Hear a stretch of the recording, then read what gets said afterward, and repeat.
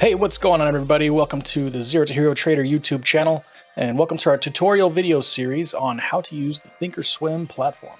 Before we get started, make sure that you like and subscribe down below and hit the bell icon. Make sure you get notified when we post another video. Now, this series is really for traders who are new to the Thinkorswim platform and want to learn how to use it to their advantage to make their trading easier.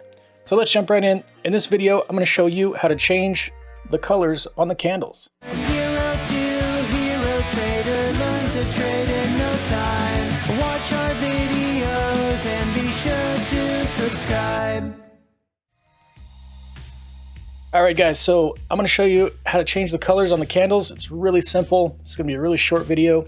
And all you got to do is go right up here to your settings wheel. We're going to go into appearance.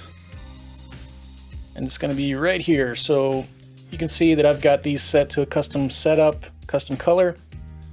And if we want to change the color, fill up, this is for your positive candles. So we want to change it to green. That's it. For your downs, say we want to change it to, I don't know, purple. There we go. And then you can see it's also got borders, border colors. We can change the borders. If we want to make it the same color. Just like that, guys. And dojis. And doji, of course, is where a candle opens and closes at the same price point. It's going to color those different. And we've got that set to cyan color here. And you can change that to whatever you like.